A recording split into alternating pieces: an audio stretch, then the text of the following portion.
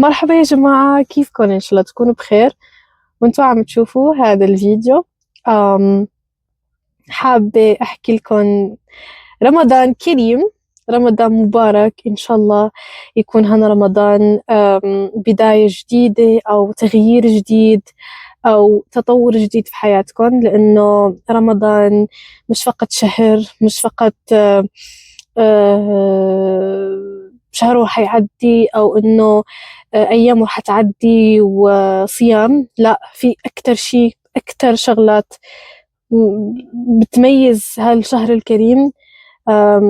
صلة الرحيم، في تطور حتى الذات، الانضباط، في كتير شغلات. هال30 يوم راح تكون كتير حلوة بالنسبة لنا وتكون كتير مميزة بالنسبة لنا. لهيك السبب إن شاء الله حبتدي سلسلة كما قلت لكم بالفيديو اللي راح عن التسويف وعن المماطلة وكيف ممكن نحلها، والطرق اللي راح تساعدنا مشان نحل هي المشاكل. هخلي لكم بالفيديو في صندوق الوصف، أو خلي لكم الفيديو هون أو هون، صراحة يمكن هون أو هون، أوكي، مشان تشوفوا الفيديو وتستفيدوا منه، لأنه هو كأنه ماستر كلاس أو كأنه دورة أو شيء. كنت حكيت على كتير شغلات بالتفصيل الممل، ففيكم تدخلوا على الفيديو وتشاهدوا من بعد هذا الفيديو. فبدي ابتدي هي السلسلة بهذا الفيديو كمقدمة عن هذه السلسلة. سلسلة رمضان هي سلسلة كل يوم راح يكون في فيديو له علاقة برمضان وله علاقة كمان بالحياة in general، ولكن دائما بنرجع على رمضان لأنه هذا الشهر بالنسبة إلي شهر مميز، شهر بيكون فيه كتير تقرب من الله عز وجل. في كتير شغلات هي بتكون بنعملها نحن بنحس عن جد بالطمأنينة، وفي هيك رمضان أجواء روحانية، أجواء كتير كتير مميزة. حابة أحكي في هذا الفيديو على نوعية من الأشخاص، واللي راح أحكي على أغلبية الأشخاص. ما بعرف كيف ممكن أشرح، بس هذا الشيء بيرجع لكل شخص وكل شخص مسؤول عن حاله. بس أنا بالنسبة إلي كمسلمة الحمد لله، نحن كمسلمين عندنا رمضان شيء كتير مهم. ليش؟ لأنه بيجي مرة واحدة في كل سنة، مرة واحدة في كل سنة، وفيه ليلة القدر، وليلة القدر خير من 1000 شهر. فهي الشغلات عن جد بتكون متميزة في هذا الشهر. في ناس، ونحن أحكي على الأغلب، إنه بتلاقيها كل أوقاتها هي بتكون نايمة، مثلا نايمة النهار كله، وبتفيق تقريبا 3 ساعات أو 4 ساعات قبل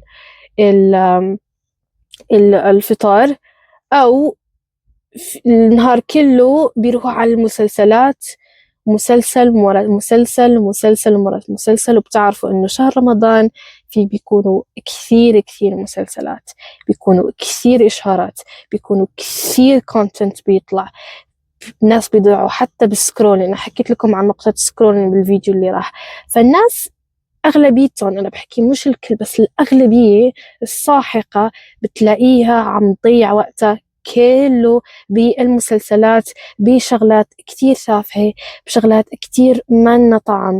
أو المسلسل اللي راح ابتدي مسلسل جديد، وبتلاقي مثلا بعد الفطار بتلاقيه إنه عم تشاهد مسلسلات أو موفيز أو ما بعرف شو. حاحكي على المسلسلات هي اللي بتكون الترند بشهر رمضان، رغم إنه الموفيز بيكونوا يعني موفيز ما بعرف بصراحة، ما لي أي فكرة إذا في موفيز إلهم علاقة بهذا الشيء. بس أنا بشوف المسلسلات بتكون كتير عم يحاولوا أكتر ما فيهم إنه يكونوا طالعين ترند هالمسلسلات. والمشكلة هي المسلسلات أغلبيتهم، بعرف إنه راح يجي انتقادات كثير على هذا الشيء، بس بتلاقيهم تافهين، يعني ما إله طعم. أنا الحمد لله رمضان كله تلفزيون، ما بينشعل تلفزيون. التيفي تبعنا نحن ما بتلاقي إنه شغال. ليش؟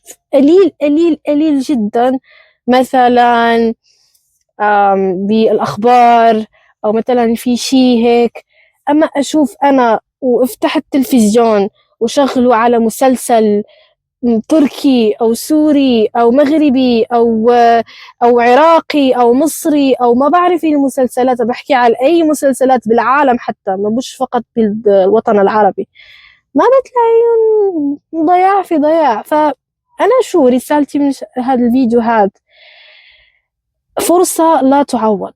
رمضان، دخلنا في رمضان، عن جد ليش أنا حضيع يومي كلياته كلياته على المسلسلات؟ رمضان فرصة إن كلياتنا إنه نعيد الصلة ونقرب من الله سبحانه وتعالى ونجدد هي العلاقة. نحاول أكثر ما فينا اليوم كلياته نخصصه للعبادة، نخصصه لهالشهر للعبادة، للصلاة، قيام الليل، للقرآن، لقراءة القرآن. أنا يكون عندي كونكشن مع حالي، إنه أنا أجلس بعد كل صلاة إنه أتأمل في حالي، أتأمل في حياتي، أتأمل في كتير شغلات. لأنه رمضان هاد الحمد لله ربنا سبحانه وتعالى هو دائما قريب إلنا، بس رمضان بيكون إله ميزة وإله خاصية، كما قلت لكم ليلة القدر. ف... فأحسن شيء إنه ما نضيع حالنا بهالشغلات التافهة. والمسلسلات، إذا حدا إنه عن جد مدمن على المسلسلات ومدمن على الكونتنت ومدمن على هي الشغلات، فيك يعني المسلسل ما راح يهرب، أو ما راح يختفي. المسلسل فيك تشاهده مثلا بعد رمضان. في كتير ناس يقولك نحن منافقين، ليش لا ما نحن ما نسوي هذا الشيء. أنا متفقة مع هاد الأشخاص. أوكي، نحن لازم نكون نعمل هذا الشيء كل يوم في حياتنا كلياتنا، بس على القليلة إنه في أي فرصة نحن بنلاقي إنه مشان نزيد هاي العلاقة ومشان نطلب من الله سبحانه وتعالى المغفرة، رمضان هو فرصة. ليش رح نضيعه أنا بالمسلسلات وأضيعه بشغلات كثير تافهة؟ وكمان أنا ما حجي أعمل فيها فتاوي، لأنه أنا مو أهل العلم، أنا على قدرتي البسيطة. أنا اللي بفهم إنه رمضان مش شهر عادي، شهر عن جد ما بينعاد، يعني مرة واحدة بالسنة، ودغري دغري بحس إن رمضان دغري بيعدي.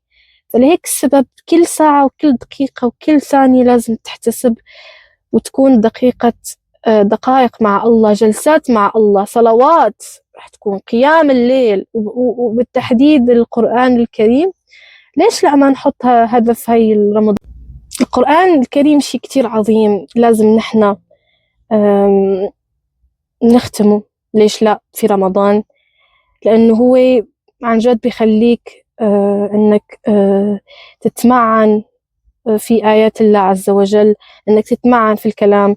بعرف هذا الكلام نحن كلياتنا أغلب فينا إنه بنقرأ القرآن كل يوم، شيء كتير مهم، بس في رمضان أهم بكتير.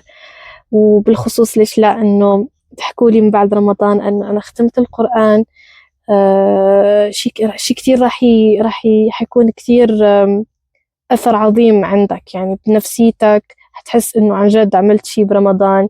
كمان صدقات، صلة الرحيم، لمة العيلة، نستغل رمضان هاد مشان يكون في كونكشن بالعائلة، نجتمع، مش فقط إنه نشاهد التلفزيون ونحكي عن فلان وفلان، لا، ليش لا بنجتمع نحكي مع بعض، نسأل على بعض، نناقش مواضيع على بعض.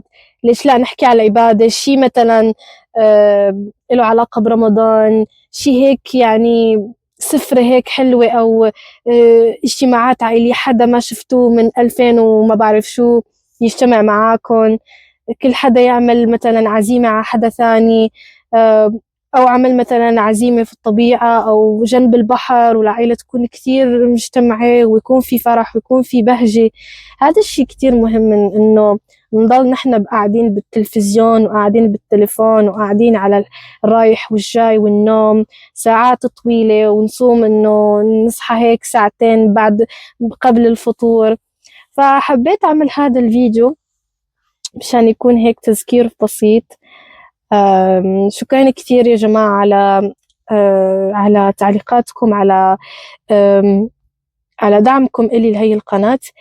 وبس احكوا لي هيك أفكار أو شيء هيك شغلات بدكم تشوفوها إن شاء الله بهي السلسلة اللي راح تكون كل يوم في رمضان فيديو راح ينزل. وبس اهتموا بحالكم، وبعيد أحكي لكم رمضان كريم، واهتموا بحالكم. وأكثر شيء كما قلت لكم إنه وقتكم يضيع مع الله، وقتكم بدي إياه يكون ضايع مع الله، ضايع بس بصلوات، بقيام الليل، بقراءة القرآن، أكثر أحسن شيء من المسلسلات ومن هاي الشغلات التافهة. فبس ما بعرف، بدي أضلني أحكي معاكم أكثر، بس ما بحب يعني الفيديو يكون فيه يعني دقائق كثير. وبس حطوا لي تعليق شو عجبكم الفيديو، شو ما عجبكم في الفيديو، شغلات اللي بدكم نناقشها إن شاء الله كما قلت لكم الفيديو الجاي، ليش لا. وبس شوفكم في الفيديو القادم، وباي باي.